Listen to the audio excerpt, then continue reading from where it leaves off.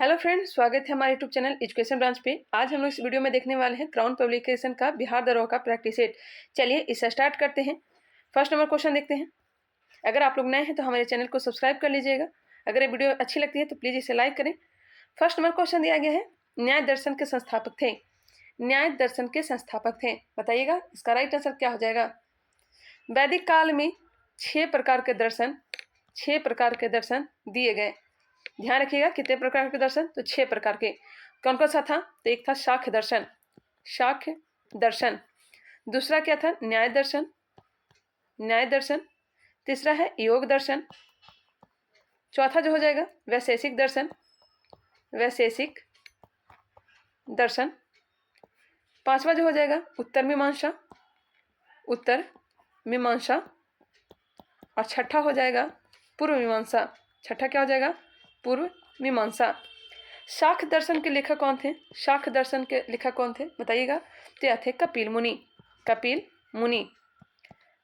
जबकि न्याय दर्शन के लेखक कौन थे, न्याय दर्शन तो हो जाएगा महर्षि गौतम बुद्ध वाले नहीं। महर्षि गौतम जो है न्याय दर्शन के प्रतिपादक है। वही योग दर्शन के क्या हो जाएंगे, पतंजलि। योग दर्शन पतंजलि का है। वैशेषिक दर्शन जो है यह किसका है, कनाद का है। वैशेषिक दर्शन कनाद का है। उत्तर मीमांसा बादरायण। पूर्व मीमांसा जैमिनी। एक बार फिर से इसे रिकॉल कर लेते हैं। वैदिक काल में कुल 6 प्रकार के दर्शन थे। कितने दर्शन थे, 6 दर्शन थे। पहला था शाक्य दर्शन, जिसके लेखक कौन थे, कपिल मुनि। न्याय दर्शन गौतम। योग दर्शन पतंजलि। वैशेषिक दर्शन कनाद। उत्तर मीमांसा बादरायण। पूर्व मीमांसा जैमिनी। चलिए कंप्लीट हो गया। तो यहाँ पे क्वेश्चन पूछा जा रहा है न्याय दर्शन के संस्थापक कौन थे, तो इसका राइट आंसर मिल गया महर्षि गौतम। ऑप्शन नंबर सी इसका राइट आंसर हो जाएगा। अब यहाँ आ रहा है वैदिक काल। यहाँ पे टॉपिक आ रहा है वैदिक काल। अब हम लोग वैदिक काल को कंप्लीट कर लेंगे, क्योंकि हम हर वीडियो में हमारा ये रहता है कि किसी एक टॉपिक को कंप्लीट कर लिया जाए। वैदिक काल के बारे में अब जानते हैं। वैदिक काल को 2 भागों में बांटा गया था। एक पहला काल हो जाएगा ऋग वैदिक काल,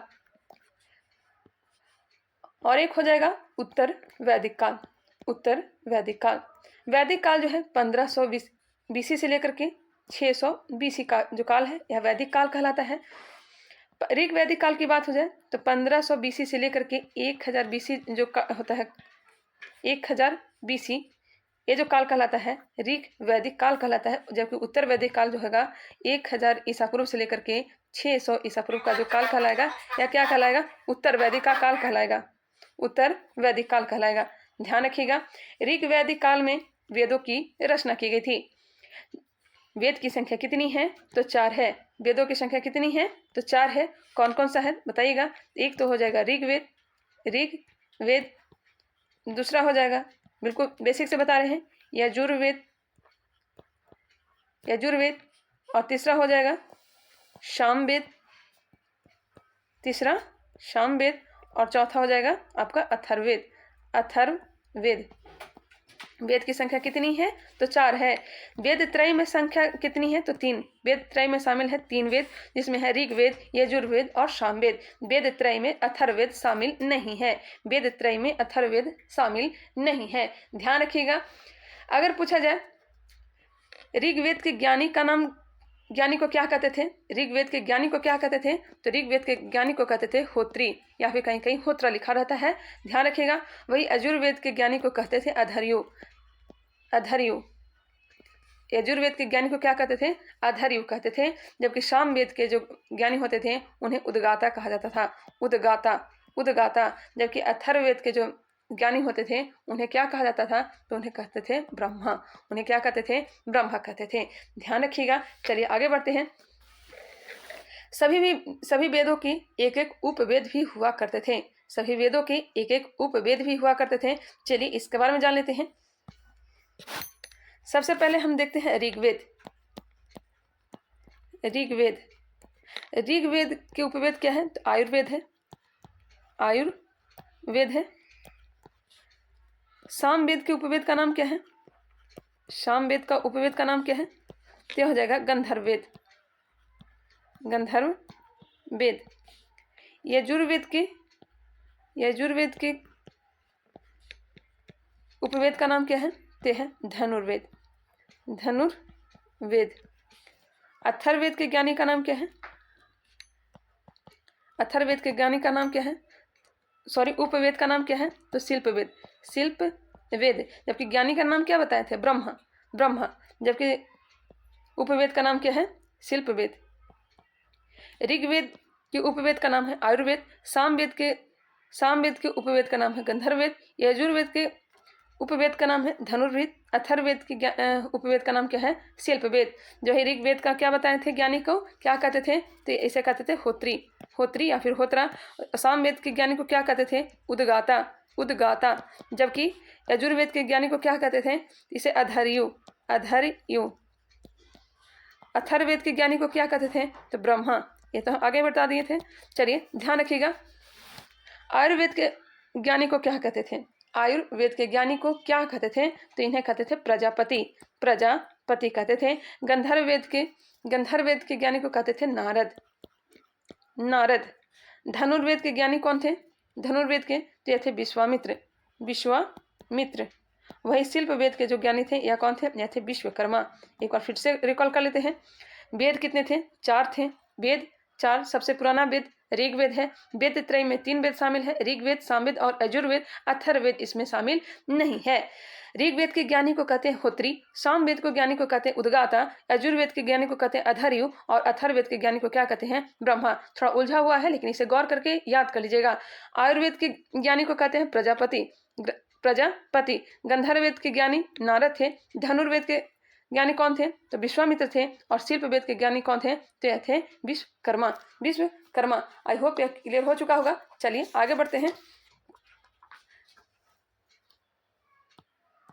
और सभी वेदों के क्या थे बताइएगा? सभी वेदों के ब्राह्मण ग्रंथ थे। हर एक प्रैक्टिस सेट में मैं इसके बारे में बताती हूँ। सभी वेदों के क्या थे? ब्राह्मण ग्रंथ थे। सबसे पहले बात की जाए ऋग्वेद के ब्राह्मण ग्रंथ का नाम क्या है? तो इसका मैं ट्रिक बताई थी। क्या बताई थी? एक। पहला है तो एक नंबर पे क्या है? ऋग्वेद है। तो ए से क्या हो जाएगा? ऐतरेय ब्राह्मण। का से क्या हो जाएगा? कौस्तकी। अब बात करते हैं 2 किसका हो गया? ऋग्वेद का। अब याद करते हैं सामवेद का। तो बताइएगा सामवेद में किसकी चर्चा किया गया है? तो संगीत का है और वो है सा रे ग म प। ध्यान रखिएगा सामवेद का जो हो जाएगा यह हो जाएगा ब्राह्मण ग्रंथ पंचविश और षड्विश। ध्यान रखिएगा। अगर बात की जाए यजुर्वेद और यजुर्वेद के बाद में याद रखिएगा ट्रिक सत से क्या हो जाएगा? शतपथ ब्राह्मण। और त से क्या हो जाएगा? तैतैर्य ब्राह्मण। अब रह गया अथर्ववेद के ब्राह्मण ग्रंथ को क्या कहते हैं बताइएगा? तो इसे कहते हैं गोपथ कहते हैं। ऋचाओं की अधिकता के कारण ऋग्वेद का नाम पड़ा ऋग्वेद। ऋचाएं की संख्या कितनी है ऋग्वेद में बताइएगा? तो यह हो जाएगा 10,580 ऋचाओं की संख्या है। जबकि ऋग्वेद में मंडल की संख्या कितनी है? तो 10 मंडल है। और सबसे पुराना मंडल कौन सा है? तो 2 से लेकर के 7वां मंडल क्या है? पुराना मंडल है। 2 और 7 क्या है? पुराना मंडल है। जबकि पहला और 10वां जो है सबसे नया मंडल है। 10 मंडल की संख्या कितनी है? तो 10 है। अगर बात किया जाए इसमें सूक्त की संख्या कितनी है? तो यह 1028। ध्यान रखिएगा। तीसरे मंडल में किसकी चर्चा किया गया है? तो गायत्री मंत्र की चर्चा किया गया है तीसरे मंडल में, जो किसको समर्पित है? तो सूर्य भगवान को समर्पित है। सर्वाधिक चर्चा किसका किया गया है? तो यह किया गया है इंद्रदेव को। कितने बार? तो 250 बार चर्चा मिलता है।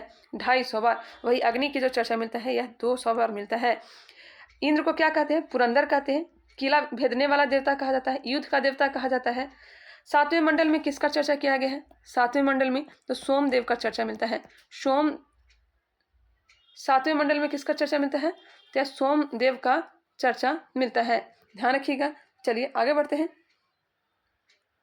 सॉरी 7वें नहीं, 9वें मंडल, 9वें मंडल में सोमदेव का चर्चा मिलता है। 9वें मंडल, ध्यान रखिएगा, 9वें मंडल, 9वें मंडल में सोमदेव का चर्चा मिलता है। कन्फ्यूजन हो गया था, 9वें मंडल में सोमदेव का चर्चा मिलता है, ध्यान रखिएगा। चलिए आगे बढ़ते हैं। यहाँ पे कुछ नदियों का नाम याद रखिएगा। झेलम नदी को क्या कहते थे वैदिक काल में? तो यह कहते थे वितस्ता, वितस्ता। चिनाब को क्या कहते थे? अस्किनी। चिनाब नदी को क्या कहते थे? अस्किनी, अस्किनी। व्यास विपासा, व्यास विपासा। व्यास को क्या कहते थे? विपासा कहते थे। रावी को परुष्णी नदी कहा जाता था, रावी को परुष्णी नदी कहा जाता था। गंडक को क्या कहा जाता था? तो सदा नीरा कहा जाता था, गंडक को सदा नीरा कहा जाता था। सरस्वती नदी को क्या कहा जाता था? सरस्वती नदी को यह घग्घर कहा जाता था, घग्घर कहा जाता था, ध्यान रखिएगा। चलिए आगे बढ़ते हैं। इस समय 3 प्रकार के यज्ञ प्रचलित थे। कितने प्रकार के यज्ञ प्रचलित थे? तो 3 प्रकार के यज्ञ प्रचलित थे। पहला यज्ञ, ध्यान रखिएगा, पहला यज्ञ क्या था? तो अश्वमेघ यज्ञ था, अश्वमेघ यज्ञ था। यह क्षेत्रों को जीतने के लिए अश्वमेघ यज्ञ किया जाता था। इसमें घोड़ों को छोड़ दिया जाता था, जहाँ तक घोड़ा जाता था वह क्षेत्र किसका हो जाता था? राजा का हो जाता था। नहीं तो अगर घोड़ा को जिसने रोक लेता था उसे राजा के साथ युद्ध लड़ना पड़ता था, और जो युद्ध में जीता था वो क्षेत्र उसी का हो जाता था। अब जानते हैं वाजपेयी यज्ञ। वाजपेयी यज्ञ, वाजपेयी यज्ञ क्या था? तो यह है शक्ति प्रदर्शन, शक्ति प्रदर्शन। जिस तरह से 26 जनवरी का जो परेड होता है उसमें शक्ति प्रदर्शन किया जाता है, उस समय भी वाजपेयी यज्ञ किया जाता था, राजाओं के द्वारा उसमें शक्ति प्रदर्शन किया जाता था। तीसरा जो है राजसी यज्ञ है, तीसरा राजसी यज्ञ है। राजसी यज्ञ क्या होता था? तो जब राजा का राज्याभिषेक होता था, राज्याभिषेक के समय जो यज्ञ किया जाता था उसे राजसी यज्ञ कहा जाता था। चलिए आगे बढ़ते हैं। इस समय 4 प्रकार के आश्रम की चर्चा मिलती है। कितने प्रकार के आश्रम की चर्चा? 4 प्रकार के आश्रम की चर्चा मिलती है। 4 प्रकार के आश्रम कौन कौन सा था? तो ब्रह्मचार्य आश्रम 25 वर्ष के अंतराल पर होता था, 0 से लेकर के 25। गृहस्थ आश्रम, गृहस्थ आश्रम 25 से लेकर के 50, 25 से लेकर के 50। और वानप्रस्थ आश्रम या 50 से लेकर के 75। और एक हो जाएगा सन्यासी आश्रम, 75 प्लस जो होता था यह क्या कहलाता था? सन्यासी आश्रम कहलाता था, ध्यान रखिएगा। अगर पूछा जाए गौतम बुद्ध ने सर्वाधिक उपदेश कहाँ से लिए थे? सर्वाधिक गौतम बुद्ध ने उपदेश कहाँ से लिए थे? तो यह लिए थे शाक्य दर्शन से, शाक्य दर्शन से लिए थे, ध्यान रखिएगा। चलिए आगे बढ़ते हैं। अगर पूछा जाए वेदांत की संख्या कितनी थी? वेदांत की संख्या कितनी थी? तो यह वेदांत की संख्या थी 6। वेदांत की संख्या कितनी थी? तो 6 प्रकार के वेदांत थे। कौन कौन सा था? तो व्याकरण, ज्योतिष, निरुक्त, शिक्षा, कल्प, छंद। व्याकरण, ज्योतिष, निरुक्त, शिक्षा, कल्प, छंद। इस समय 3 प्रकार के ऋण थे। कितने प्रकार के ऋण? 3 प्रकार के। कौन कौन सा ऋण था बताइएगा? बताए भी थे, देव ऋण, पितृ ऋण और ऋषि ऋण। मातृ ऋण ऋण में शामिल नहीं है। आश्रम की संख्या बता ही दिए। 4 प्रकार के पुरुषार्थ की चर्चा की गई थी, 4 प्रकार के पुरुषार्थ की चर्चा की गई थी। कौन कौन सा था? धर्म, धर्म, अर्थ, काम, मोक्ष। धर्म, अर्थ, काम, मोक्ष, यह पुरुषार्थ की चर्चा मिलती है। चलिए आगे बढ़ते हैं। नेक्स्ट क्वेश्चन लेते हैं, बहुत लंबी वीडियो बन गई। भारत के धार्मिक प्रथाओं के संदर्भ में स्थानकवासी संप्रदाय का संबंध किससे है? स्थानकवासी संप्रदाय का संबंध किससे है बताइएगा। इसका राइट आंसर क्या हो जाएगा? इसका राइट आंसर हो जाएगा ऑप्शन नंबर बी, जैन मत। जैन मत से संबंधित है स्थानकवासी संप्रदाय। ध्यान रखिएगा, जैन धर्म में कितने तीर्थंकर हुए थे? तो 24 तीर्थंकर हुए थे। पहले कौन थे? तो ऋषभ देव थे, ऋषभ देव थे। जबकि अंतिम कौन थे? महावीर थे, महावीर थे। जिनका जन्म कहाँ हुआ था बताइएगा? यह हुआ था वैशाली में, वैशाली के कुंडग्राम में हुआ था। चलिए आगे बढ़ते हैं, नेक्स्ट क्वेश्चन देखते हैं। इसके बारे में अधिकतर वीडियो में बता चुके हैं। सूची 1 को सूची 2 से सुमेलित कीजिए तथा सूचियों के नीचे दिए गए कूट से सही उत्तर का चयन कीजिए। इसका राइट आंसर क्या होगा बताइएगा? चंद्रगुप्त, चंद्रगुप्त को क्या कहा जाता था? सेंड्रोकोटस कहा जाता था, सेंड्रोकोटस कहा जाता था। बिंदुसार को क्या कहते थे? अमित्र घात कहते थे। में अमित्र घात।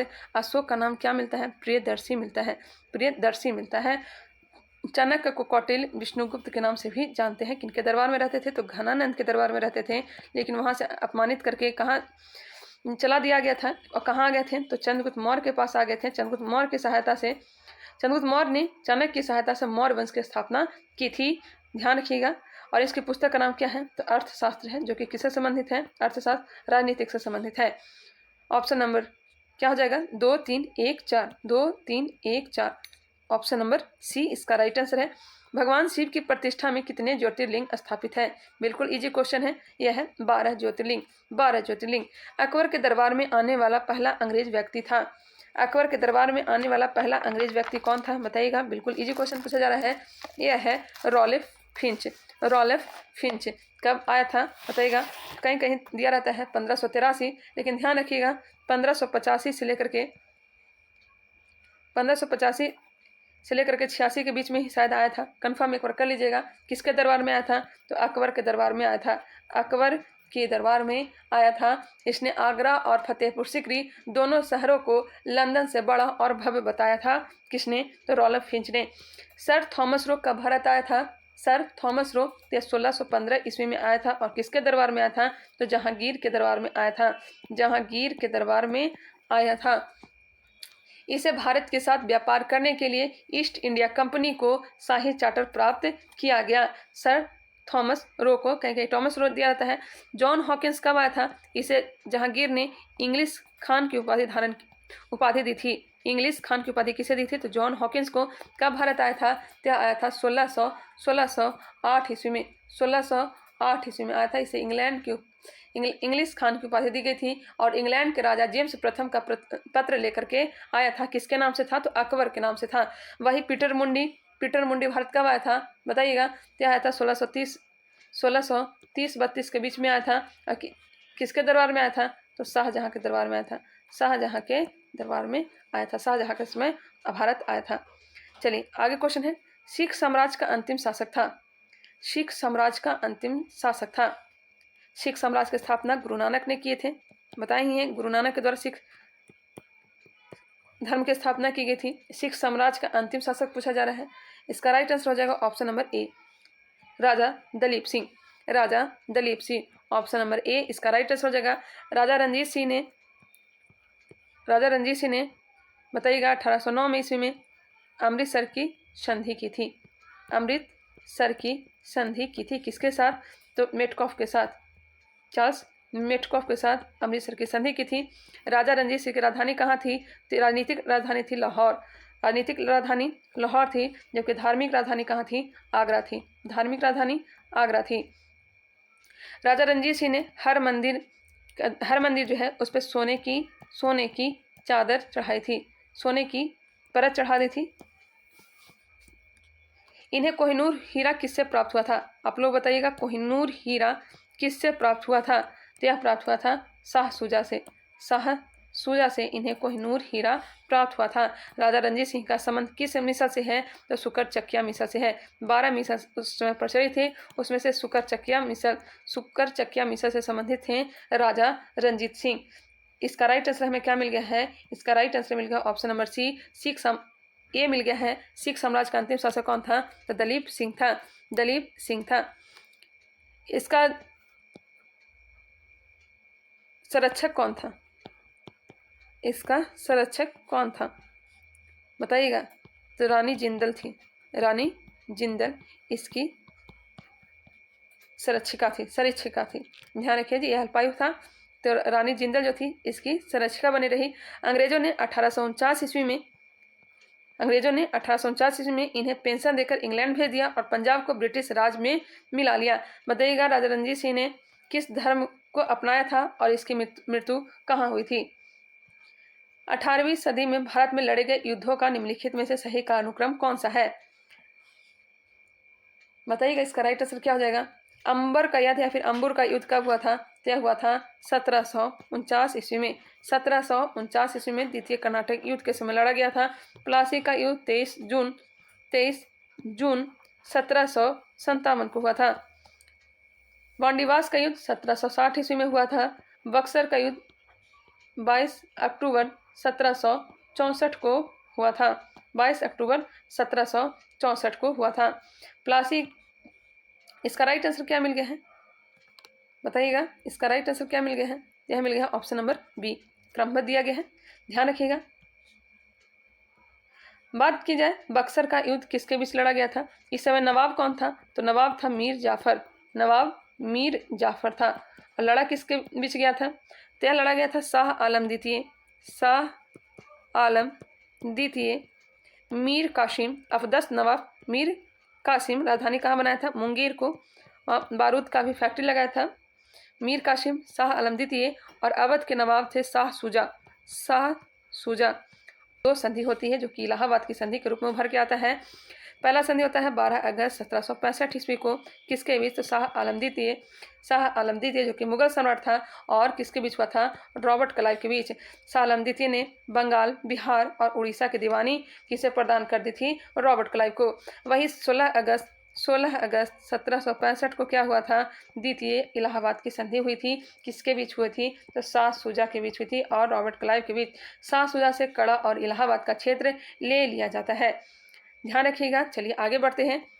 वांडीवास का युद्ध किसके बीच हुआ था? तो यह अंग्रेज और फ्रांसीसी के बीच होता है। बेदरा का युद्ध, ध्यान रखिएगा, बेदरा का युद्ध किसके बीच हुआ था? तो अंग्रेज और फ्रेंच के बीच हुआ था। यह कब हुआ था? 1759 ईस्वी में हुआ था, 1759 ईस्वी में हुआ था। प्लासी का युद्ध तो बताएं दिए, 23 जून 1757 को हुआ था। बक्सर का युद्ध का नेतृत्व कर रहा था हेक्टर मुनरो। बक्सर के युद्ध का नेतृत्व कौन कर रहा था? हेक्टर मुनरो कर रहा था। जबकि प्लासी का युद्ध का नेतृत्व कौन कर रहा था? तो रॉबर्ट क्लाइव कर रहा था, रॉबर्ट क्लाइव कर रहा था। रॉबर्ट क्लाइव ने बंगाल में 1765 ईस्वी में द्वैध शासन को लागू किया गया था, जबकि 1772 ईस्वी में वॉरेन हेस्टिंग के द्वारा इसे समाप्त कर दिया गया था। रॉबर्ट क्लाइव को क्या कहा जाता था बताइएगा? तो यह स्वर्ग से उत्पन्न सेना नायक कहा जाता था, ध्यान रखिएगा। चलिए आगे बढ़ते हैं, नेक्स्ट क्वेश्चन देखते हैं। निम्नलिखित में से कौन एक सही सुमेलित नहीं है? इसमें से बताना है कौन सा इसमें सही सुमेलित नहीं है। इसका राइट आंसर हो जाएगा इंडिपेंडेंट जो है भीमराव अंबेडकर का नहीं है। यह किसकी पत्रिका है बताइएगा? मैं कल बताई भी थी, तो यह था मोतीलाल नेहरू की, मोतीलाल नेहरू की। जबकि बाल गंगाधर तिलक का केसरी और मराठा एनी बेसेंट का न्यू इंडिया, दादा भाई नौरोजी का रक्त गुप्तार। और ऑप्शन नंबर ए इसका राइट आंसर है। 30 मई 1919 को अपना अलंकरण भारत सरकार को लौटाने वाले व्यक्ति थे। 13 अप्रैल 1919 को तो जानते ही होंगे, जलियांवाला बाग हत्याकांड हुआ था। इसके बाद रविंद्रनाथ टैगोर ने नाइटहुड की उपाधि लौटा दी थी। कब? 30 मई 1919 को महात्मा गांधी ने केसर ए हिंद की उपाधि लौटा दी थी, ध्यान रखिएगा। इन्हें कब दिया गया था नाइटहुड की उपाधि? तो सन 1915 ईस्वी में रविन्द्रनाथ टैगोर को जॉर्ज पंचम ने नाइटहुड या सर की पदवी से सम्मानित किया था, जिसे उन्होंने 13 अप्रैल 1919 में हुए जलियांवाला बाग कांड के विरोध में वापस कर दिया था। निम्नलिखित नेताओं में से किसने भारत छोड़ो आंदोलन के दौरान जेल से फरार होकर भूमिगत गतिविधियों को संगठित किया था? आप लोगों को पता है भारत छोड़ो आंदोलन प्रारंभ कब हुआ था? तो 8 अगस्त 1942 को। इसके मध्यरात्रि में 0 आवर चलाया जाता है और सभी बड़े नेताओं को गिरफ्तार कर लिया जाता है, जिसमें से महात्मा गांधी और सरोजनी नायडू को कैद करके कहाँ रखा जाता है? इन दोनों को कैद करके कहाँ रखा जाता है बताइएगा? तो इन्हें कैद करके रखा जाता है आगा खां पैलेस में, आगा खां पैलेस में। जवाहरलाल नेहरू को कहाँ रखा जाता है? जवाहरलाल नेहरू को अहमदनगर के किला में कैद कर लिया जाता है।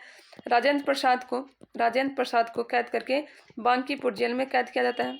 बांकीपुर जेल।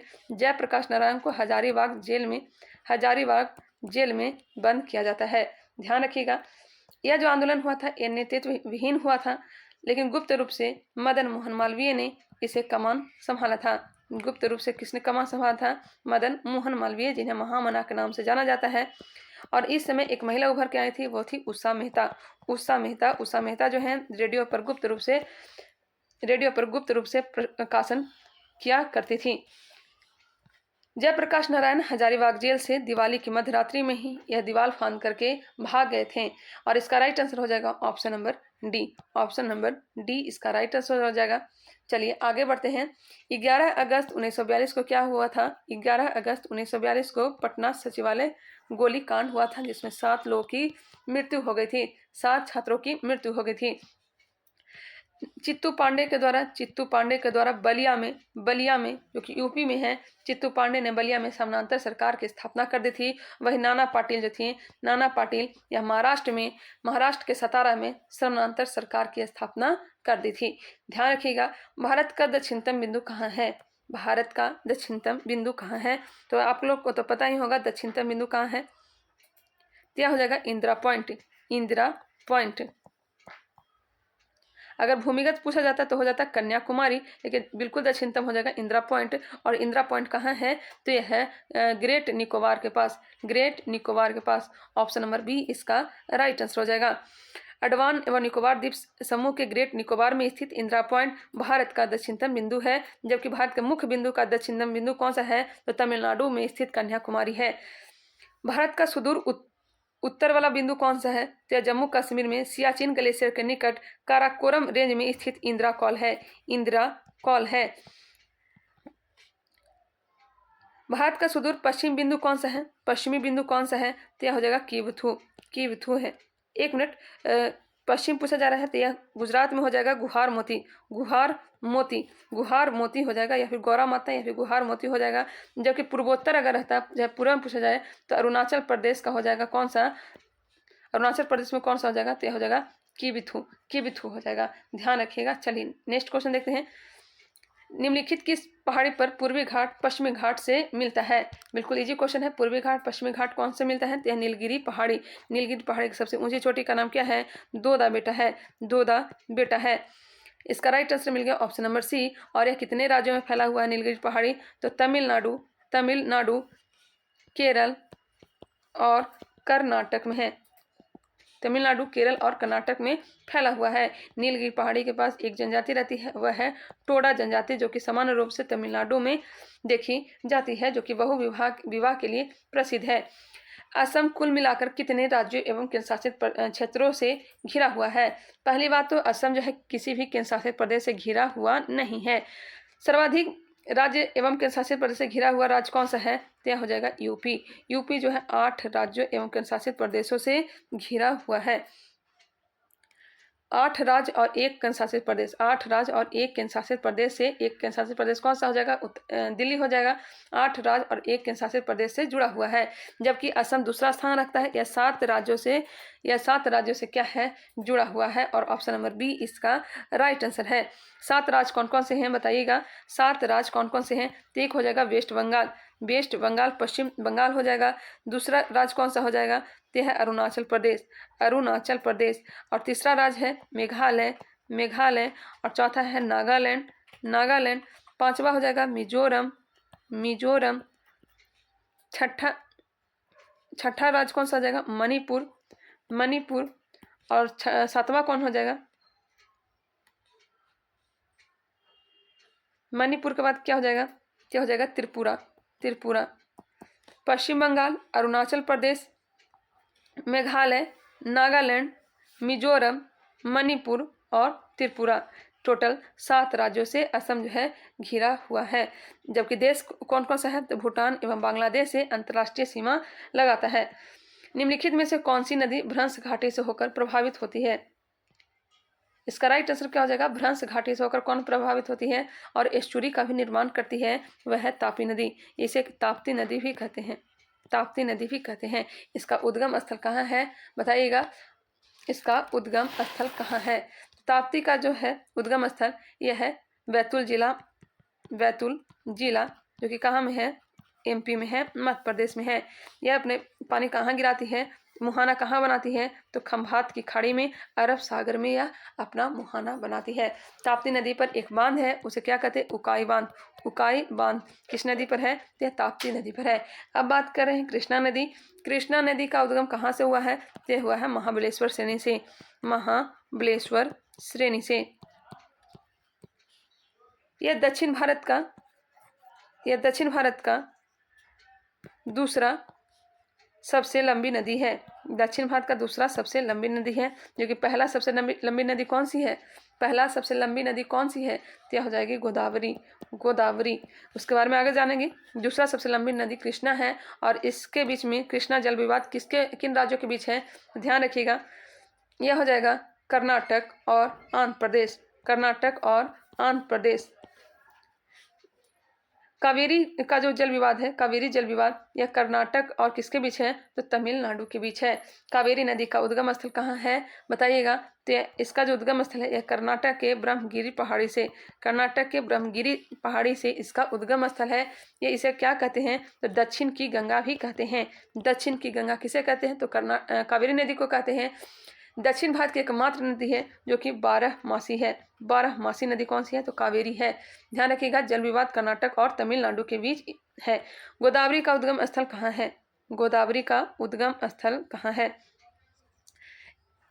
इसे बूढ़ी नदी भी कहते हैं। बताइएगा इसका राइट आंसर क्या है। गोदावरी का उद्गम स्थल कहाँ है, तो है नासिक के त्र्यंबकेश्वर से। नासिक के त्र्यंबकेश्वर से इसका उद्गम स्थल है। और दक्षिण भारत की सबसे लंबी नदी है, या फिर प्रायद्वीपीय भारत की सबसे लंबी नदी गोदावरी नदी है, और भारत की दूसरी सबसे लंबी नदी है। सबसे लंबी नदी कौन सी है भारत की, तो हो जाएगा गंगा, और दूसरी सबसे लंबी कौन सा हो जाएगा, तो गोदावरी। भारत की सर्वाधिक वर्षा मुक्ता प्राप्त होती है। भारत की सर्वाधिक वर्षा मुक्ता प्राप्त किससे होती है, तो यह होता है, यह जो होता है दक्षिण पश्चिम मानसून से। दक्षिण पश्चिम मानसून से। निम्न से कौन सा बांध नर्मदा नदी पर नहीं है, तो बाण सागर बांध जो है नर्मदा नदी पर नहीं है। बाण सागर बांध जो है सोन नदी पर है, सोन नदी पर है। और बाण सागर परियोजना से कितने राज्य लाभान्वित होते हैं, तो 3 राज्य, उसमें अपना बिहार भी शामिल है। एमपी, यूपी और बिहार। एमपी, यूपी और बिहार बाण सागर परियोजना से लाभान्वित है। और किस नदी पर है, सोन नदी पर है। नर्मदा नदी पर क्या नहीं है, तो यह हो जाएगा बाण सागर। जबकि वर्गी, इंदिरा सागर, ओंकारेश्वर बांध किस पे है, नर्मदा नदी पर है। दक्षिण भारत में उच्च कृषि उत्पादकता का क्षेत्र पाया जाता है। यह पाया जाता है तमिलनाडु तट पे, क्योंकि सर्वाधिक नदियां जो है यह कहाँ से पार होती है, तमिलनाडु के क्षेत्र से पार होती है। ध्यान रखिएगा, तमिलनाडु तट पे। कौन सा सुमेलित नहीं है, इसमें से बताना है। स्थानांतरण कृषि का नाम दिया गया है और राज्य दिया गया है, कौन सा इसमें सुमेलित नहीं है। पोंडू हो जाएगा ओडिशा का, पोंडू ओडिशा का। मासा किसका है, मासा तो मध्य प्रदेश का है, मध्य प्रदेश का है, नहीं हिमाचल प्रदेश का नहीं, मध्य प्रदेश का है। पोनम केरल का है। झूम कृषि असम में होता है। और इसका राइट आंसर में मिल गया option number B. Next question दिया गया है, निम्न में से कौन सुमेलित नहीं है। कमानगुंडी कहाँ है, तो कर्नाटक में है। शिवभूम कहाँ है, तो झारखंड में है। मयूरभंज कहाँ है, तो ओडिशा में है। और यह सब क्या है, लौह यश के लिए प्रसिद्ध है। ध्यान रखिएगा, बैलाडीला मध्य प्रदेश में नहीं है। बैलाडीला कहाँ का है, तो यह है छत्तीसगढ़ का। छत्तीसगढ़ का। ऑप्शन नंबर ए हो जाएगा right answer. Indian bureau of mines का मुख्यालय अवस्थित है। इंडियन ब्यूरो ऑफ माइंस का मुख्यालय कहाँ अवस्थित है, तो यह है नागपुर में। नागपुर में। ऑप्शन नंबर सी इसका राइट आंसर हो जाएगा।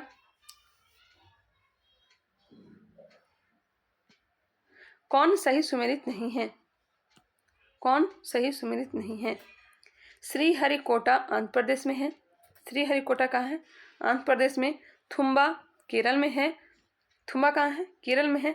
भाभा एटॉमिक रिसर्च सेंटर कहाँ है, तो यह महाराष्ट्र में है। भाभा एटॉमिक रिसर्च सेंटर कहाँ है, तो यह महाराष्ट्र में है, ना कि कर्नाटक में। और यही क्या है, राइट आंसर है। पोखरण कहाँ है, तो राजस्थान में है। ऑप्शन नंबर सी इसका राइट आंसर है। निम्नलिखित देशों में से किसकी समुद्र तट रेखा सर्वाधिक लंबी है, इसमें से बताना है किसकी समुद्र तट रेखा सर्वाधिक लंबी है। बिल्कुल इजी क्वेश्चन। ऑस्ट्रेलिया। ऑस्ट्रेलिया। निम्नलिखित में से कौन सा देश आर्कटिक वृत्त के दक्षिण में पाया जाता है। कौन सा देश आर्कटिक वृत्त के दक्षिण में पाया जाता है, यह हो जाएगा आइसलैंड। आइसलैंड आर्कटिक वृत्त के दक्षिण लैंड में पाया जाता है। आइसलैंड आर्कटिक वृत्त के दक्षिण में स्थित है, जबकि फिनलैंड, नॉर्वे तथा स्वीडन से आर्कटिक वृत्त गुजरती है। फिनलैंड, नॉर्वे और स्वीडन से क्या होती है, आर्कटिक वृत्त गुजरती है। अमेरिकी प्रांत Alaska, Canada, Greenland, Norway, Sweden, Finland, Siberia विश्व के ऐसे क्षेत्र हैं जहां से आर्कटिक क्षेत्र गुजरती है। एक बार फिर से गौर करिएगा। Alaska, Karnataka, Alaska, Canada, Greenland, Norway, Sweden, Finland, Siberia से आर्कटिक वृत्त क्या होते हैं, गुजरते हैं। चलिए आगे बढ़ते हैं। आर्कटिक वृत्त कितने डिग्री पर है बताइएगा आप लोग। निम्नलिखित युग्मों में से कौन सही सुमेलित नहीं है। नगर दिया गया है और उसके नदी दिए गए हैं। बर्लिन, बर्लिन कहाँ है तो जर्मनी में है और किस नदी के किनारे है तो सप्री नदी के किनारे है। बर्लिन किसके नदी के किनारे है, किस नदी के किनारे तो यह सप्री नदी के किनारे है, राइन नदी के किनारे नहीं है। ऑप्शन नंबर ए इसका राइट आंसर, जो कि गलत दिया गया है। लंदन जो ब्रिटेन में है यह टेम्स नदी के किनारे है। न्यूयॉर्क जो है हडसन नदी के किनारे है। और वियना किस नदी के किनारे जो कि ऑस्ट्रेलिया में है, डेन्यूब नदी के किनारे है। निम्नलिखित अधिनियम में से किस अधिनियम के फलस्वरूप बर्मा भारत से अलग हुआ। बिल्कुल इजी क्वेश्चन। बर्मा अब जो नाम है म्यांमार के नाम से जानते हैं, यह हो जाएगा government of India act 1935। Option number C इसका राइट आंसर हो जाएगा। केंद्रों में द्वैत शासन 1935, प्रांतों में द्वैत शासन समाप्त 1935। गवर्नमेंट ऑफ इंडिया एक्ट 1919 के द्वारा क्या हुआ था या लागू कब हुआ था तो 1921 में महिलाओं को वोट देने का अधिकार, निर्वाचन प्रणाली स्टार्ट किया गया था। 1921 में क्या हुआ था, लोक लेखा समिति की स्थापना किया गया था। इसके द्वारा ही 1926 ईस्वी में लोक सेवा आयोग की स्थापना की गई थी। इंडियन काउंसिल एक्ट सांप्रदायिक निर्वाचन प्रणाली की स्थापना की गई थी। किस वर्ष में जन गण मन को भारत के राष्ट्रगान के रूप में अपनाया गया। राष्ट्रगान जन गण मन को कब अपनाया गया और राष्ट्रगीत को कब अपनाया गया ये भी बताइएगा। संविधान सभा की अंतिम बैठक 24 जनवरी 1950 को हुआ था। इसका राइट आंसर क्या मिल गया, ऑप्शन नंबर सी 24 जनवरी 1950 को भारत के राष्ट्रगान को रूप में अपनाया गया था। इस बैठक की अध्यक्षता कौन किए थे, इस बैठक की अध्यक्षता किए थे राजेंद्र प्रसाद। इस बैठक में राष्ट्रगान के रूप में जन गण मन तथा राष्ट्रगीत के रूप में वंदे मातरम को अपनाया गया था। राष्ट्रगान गायन का जो समय है, राष्ट्रगान गायन का जो समय है यह कितने सेकंड का है, यह है 52 सेकंड का है। एवं राष्ट्रगीत का जो गायन समय है यह कितने सेकंड का है, राष्ट्रगीत का जो गायन समय है यह 65 सेकंड है। वंदे मातरम गाने का समय कितना है तो 65 सेकंड है।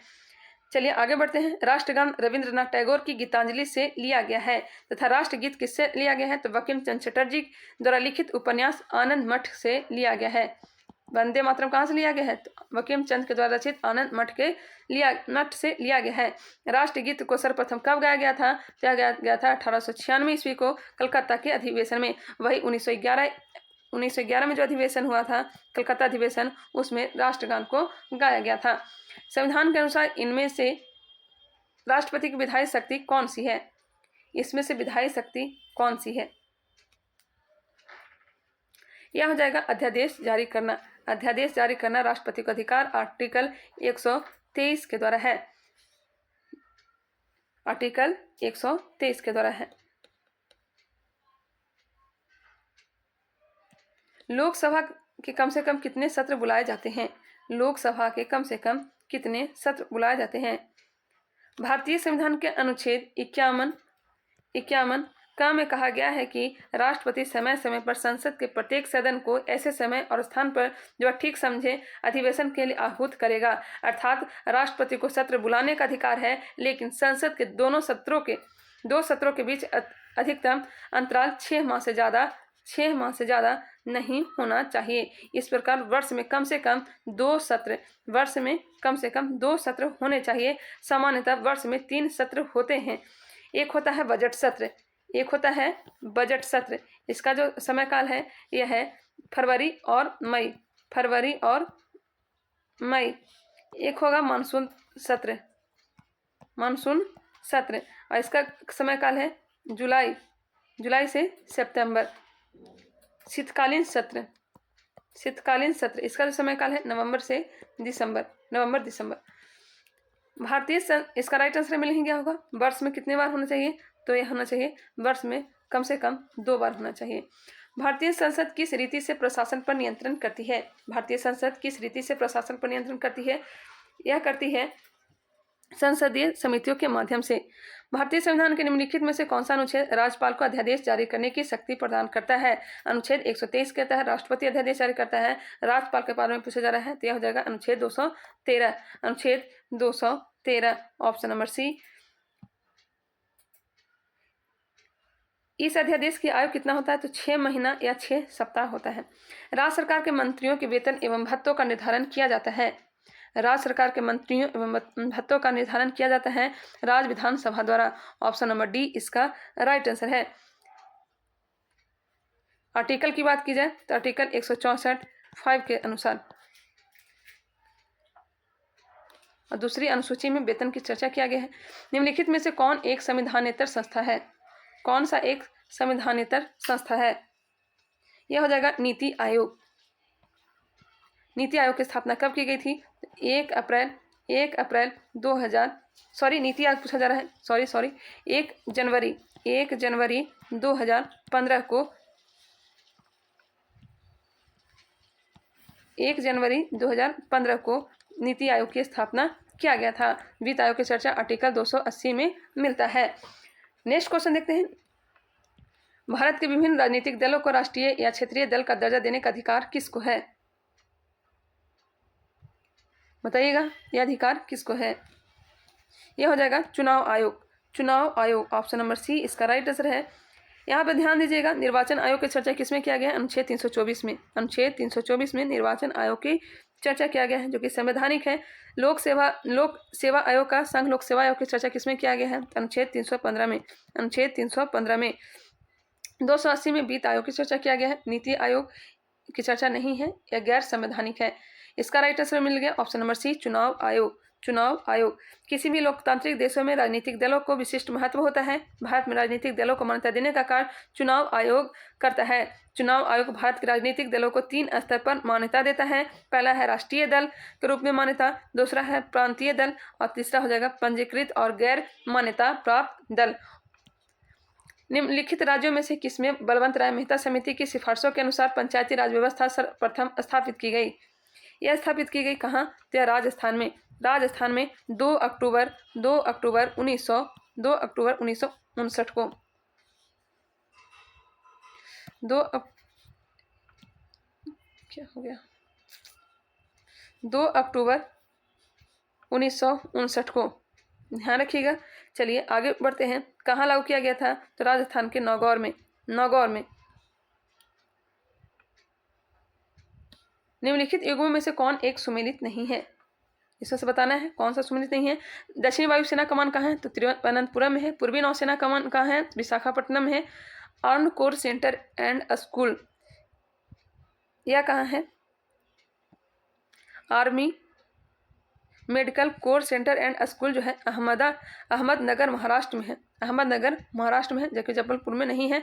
आर्मी मेडिकल कोर सेंटर, एक मिनट, निम्नलिखित युगों में से सुमेलित नहीं है। तो दक्षिणी वायुसेना कमान तिरुवनंतपुरम में है। पूर्वी वायुसेना कमान कहाँ है? तो विशाखापट्टनम है। Arm core centre and school यह कहाँ है? तो जबलपुर में है। Army medical corps centre and school कहाँ है? Army medical corps centre and school यह लखनऊ में नहीं है। यह कहाँ है? अहमदनगर में है। Army medical corps centre and school कहाँ है? तो अहमदनगर में। अहमदनगर कहाँ है? तो महाराष्ट्र में है। ऑप्शन नंबर डी इसका राइट आंसर होगा, सुधार कर लीजिएगा। फूलों की घाटी अवस्थित है तो यह है उत्तराखंड में। फूलों की घाटी उत्तराखंड के चमोली जिले में स्थित है। यह घाटी यूनेस्को द्वारा सन 1982 ईस्वी में घोषित विश्व धरोहर स्थल नंदा देवी राष्ट्रीय उद्यान का एक भाग है। इस घाटी का पता सबसे पहले ब्रिटिश पर्वतारोही फ्रैंक एस स्मिथ ने लगाया था। कुचिपुड़ी किस राज्य के लोक नृत्य है? कुचिपुड़ी यह किस राज्य का है? तो आंध्र प्रदेश का है। कुचिपुड़ी। कथकली कहाँ का है? तो केरल का है। मोहिनीअट्टम भी कहाँ का है? तो केरल का है। जबकि भरतनाट्यम कहाँ का है? तो तमिलनाडु का है। सतरिया कहाँ का है? आप लोग बताइएगा, सतरिया कहाँ का है? मणिपुर का है। उड़िया उड़ीसा का है। यहूदियों के धार्मिक पुस्तक को किस नाम से जाना जाता है? यहूदियों के धार्मिक पुस्तक को किस नाम से जाना जाता है? तो यह जाना जाता है तोराह के नाम से। ऑप्शन नंबर ए इसका राइट आंसर हो जाएगा। यहूदियों के प्रार्थना स्थल को क्या कहा जाता है? प्रार्थना स्थल को सिनेगॉग कहा जाता है। और उनके प्रमुख धर्म ग्रंथ क्या है? तो यह है तोराह, जिसे ईसाई ओल्ड टेस्टमेंट कहते हैं। तोराह को। नेक्स्ट क्वेश्चन दिया गया IMF की SDR बास्केट में निम्नलिखित में से किस मुद्रा को 2016 से जोड़ा गया? तो ये जोड़ा गया है रेनमिनवी को। ऑप्शन नंबर डी इसका राइट आंसर हो जाएगा। चीन की मुद्रा युआन, जिसे रेमनवी के नाम से जानते हैं, को IMF के SDR बास्केट में 5वीं मुद्रा के रूप में जोड़ा गया। इसके अलावा 4 मुद्रा इसमें शामिल है, जो कि है डॉलर, यूरो, डॉलर के बाद यूरो, येन तथा पाउंड। 5वें रूप में किससे शामिल कर गया? तो रेमनवी को, जिसे किस नाम से जानते हैं? युआन। ये कहाँ की मुद्रा है? चीन की। भारत में हाल ही में राष्ट्रीय आय के माप में क्या बड़ा परिवर्तन किया गया? आधार वर्ष व गणना विधि दोनों में बदलाव किए गए। आधार वर्ष और गणना विधि दोनों में बदलाव किए गए। ऑप्शन नंबर ए इसका राइट आंसर हो जाएगा। अब राष्ट्रीय आय के मापन में 2004-5 के बजाय 2011-12 को आधार वर्ष माना गया। साथ ही GDP के स्थान पर GVA जिसका फुल फॉर्म क्या है? ग्रॉस वैल्यू एडेड की गणना की जाने लगी। अतः आधार वर्ष एवं गणना विधि दोनों में बदलाव किए गए। अब यहाँ से क्वेश्चन दिया गया है रीजनिंग का और मैथ का, और इसका राइट आंसर हो जाएगा ऑप्शन नंबर सी। इससे आप लोग सॉल्व कर लीजिएगा। 42 का हो जाएगा ऑप्शन नंबर डी। 43 का हो जाएगा ऑप्शन नंबर ए। वीडियो को पॉज करके इसे बनाइएगा। 44 का जो आंसर हो जाएगा ऑप्शन नंबर हो जाएगा सी। 45 का जो आंसर होगा ऑप्शन नंबर बी। 46 का देखते हैं, पुष्पों के खिलने व बंद होने की क्रिया क्या कहलाती है? या क्या कहलाती है? तो अनुकुंचन कहलाती है। अनुकुंचन कहलाती है। सूर्य का समीपतम ग्रह कौन सा है? सूर्य का समीपतम ग्रह कौन सा है? सबसे समीप कौन सा है? बुध। उसके बाद है शुक्र के बाद हो जाएगा अपना पृथ्वी के बाद हो जाएगा मंगल के बाद हो जाएगा 4 बड़े ग्रह बृहस्पति, फिर शनि, अरुण और वरुण। बृहस्पति, शनि, अरुण और वरुण। इसका राइट आंसर हो जाएगा ऑप्शन नंबर ए। सबसे नजदीक है बुध, जबकि सबसे दूर कौन सा है? यह हो जाएगा वरुण। कोशिका के अंदर ऊर्जा का निर्माण किसके द्वारा होता है? कोशिका के अंदर ऊर्जा का निर्माण किसके द्वारा होता है? तो यह होता है माइटोकॉन्ड्रिया के द्वारा। सापेक्षवाद की थ्योरी अल्बर्ट आइंस्टीन ने दी थी। सापेक्षवाद की थ्योरी किसने दिया था? तो अल्बर्ट आइंस्टीन ने दी थी। ऑप्शन नंबर ए सापेक्षता का सिद्धांत किसने दिया था? तो अल्बर्ट आइंस्टीन ने दी थी। ध्यान रखिएगा। नेक्स्ट क्वेश्चन है, पृथ्वी की अपेक्षा चंद्रमा का द्रव्यमान लगभग है। पृथ्वी की अपेक्षा चंद्रमा का द्रव्यमान लगभग है। इसका राइट आंसर क्या हो जाएगा? 1/81।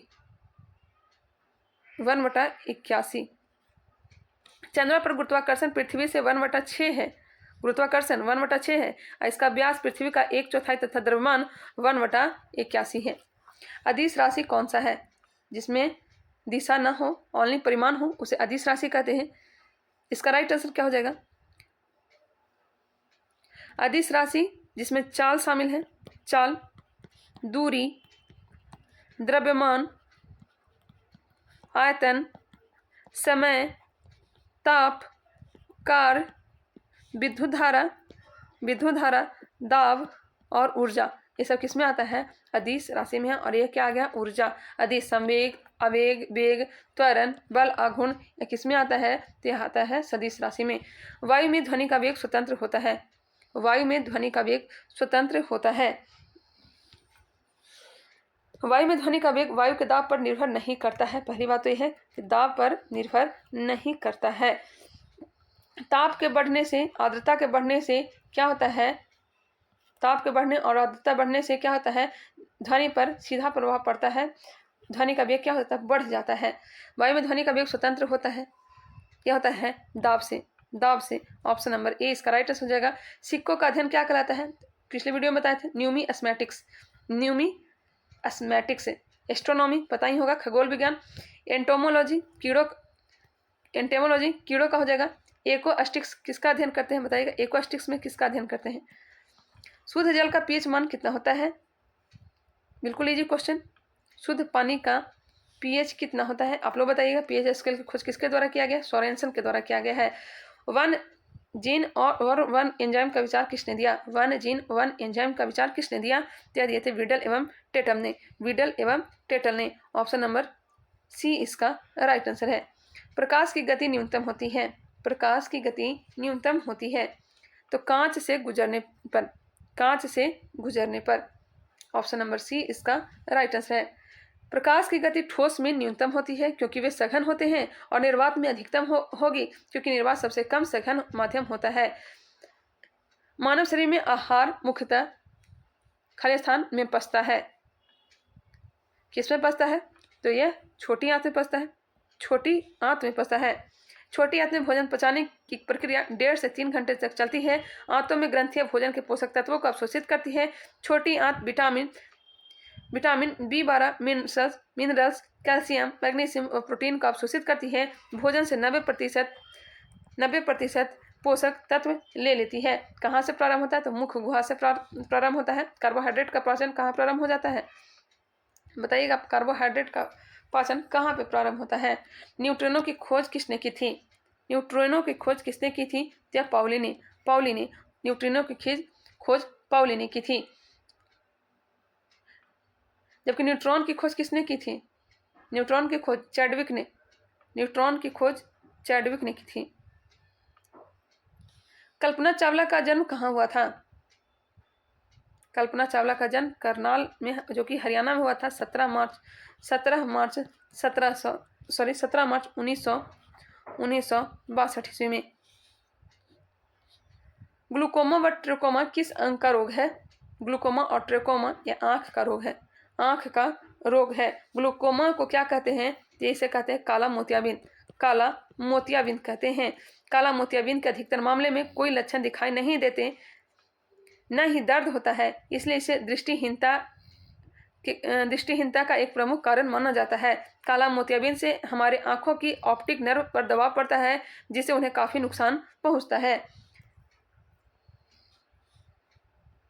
क्वेश्चन दिया गया है, एक तरल किसी सिलेंडराकार पाइप से धारा रेखीय रीति से बह रहा है। पाइप के अक्ष वाले खंड में प्रवाह की परिच्छेदिका होगा। इसका राइट आंसर हो जाएगा ऑप्शन नंबर डी। ये हमारे समझ के बाहर है। कमरे को ठंडा किया जा सकता है तो संपीड़ित गैसों को छोड़ने से। Carbon dioxide, nitrous oxide, fluorocarbon, CFC और मीथेन गैसों का ग्लोबल वार्मिंग के प्रति अपेक्षित योगदान है। ग्लोबल वार्मिंग में सर्वाधिक योगदान किसका है? तो यह है कार्बन डाइऑक्साइड का, उसके बाद मीथेन का, उसके बाद नाइट्रस ऑक्साइड का, और उसके बाद क्या हो जाएगा? फ्लोरोकार्बन का, CFC का। ऑप्शन नंबर डी इसका राइट आंसर हो जाएगा। CO2 है जो 26%, जबकि मीथेन है 4%, नाइट्रस ऑक्साइड जिसे N2O कहते हैं यह हो जाएगा 1.5%, जल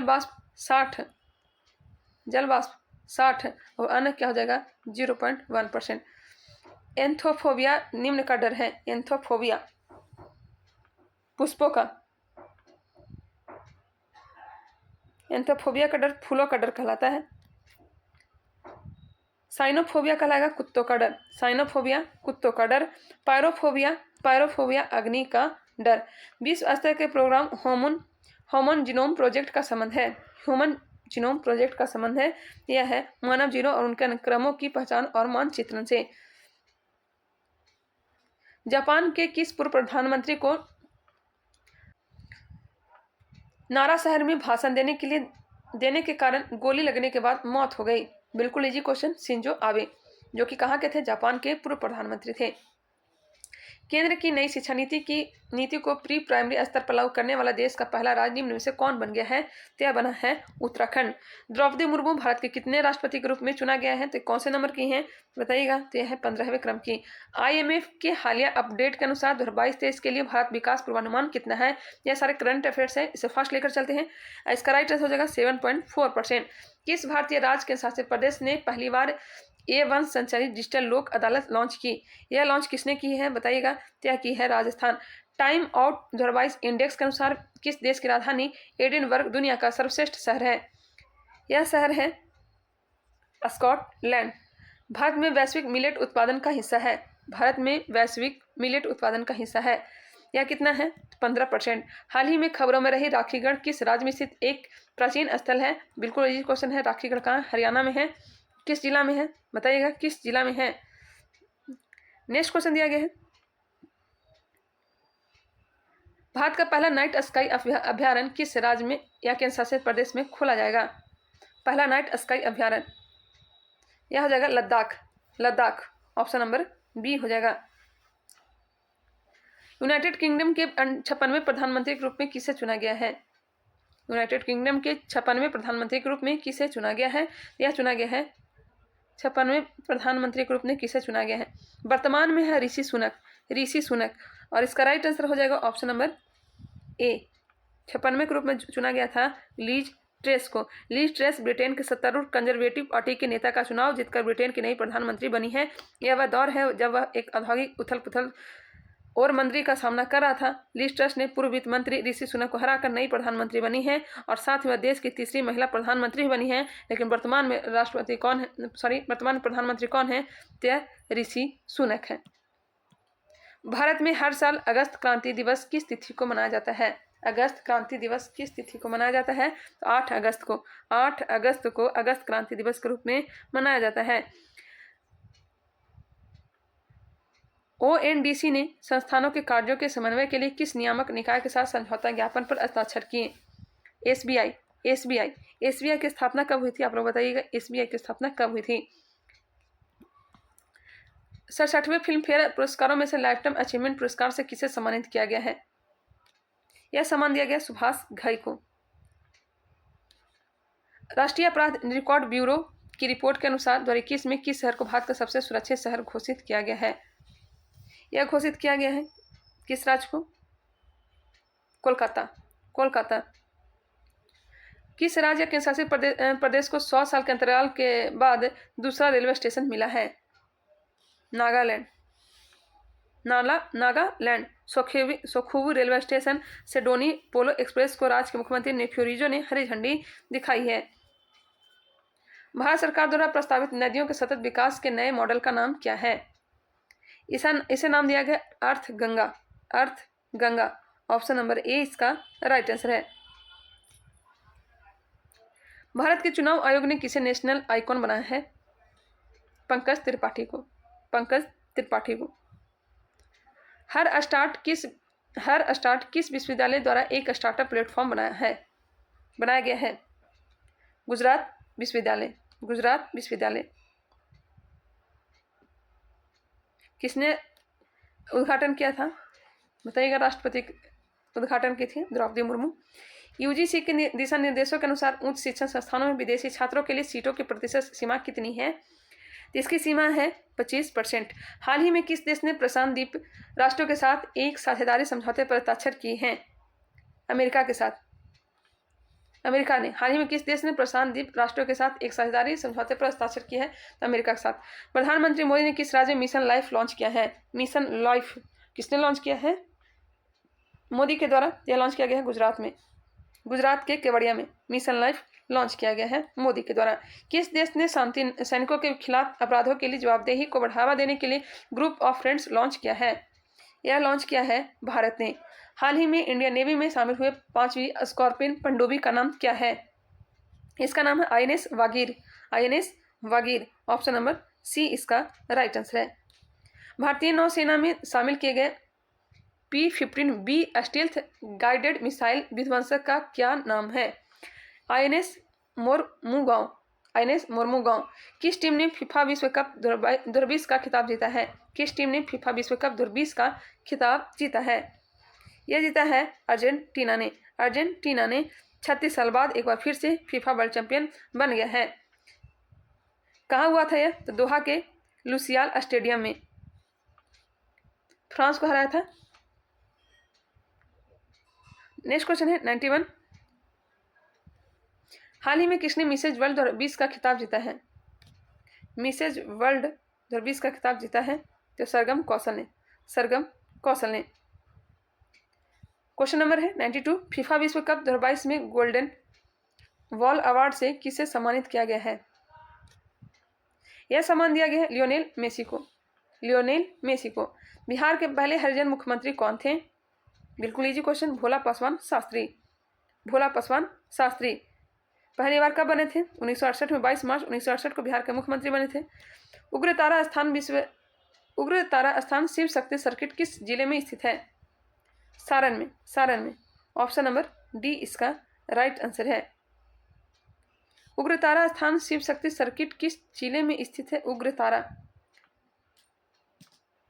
इसका राइट आंसर होना चाहिए सहरसा में। सहरसा में, एक बार कंफर्म कर लीजिएगा। मैं कहीं पढ़ी थी सहरसा में। उग्रतारा स्थान शिव शक्ति सर्किट किस जिले में स्थित है? तो सहरसा में। नेक्स्ट क्वेश्चन है कुशेश्वर स्थान शिव शक्ति पीठ किस जिले में स्थित है? कुशेश्वर स्थान शिव शक्ति पीठ किस जिले में स्थित है? तो दरभंगा में। दरभंगा में। बिहार के प्रथम महिला राज्यपाल कौन थी? बिहार की प्रथम महिला राज्यपाल कौन थी?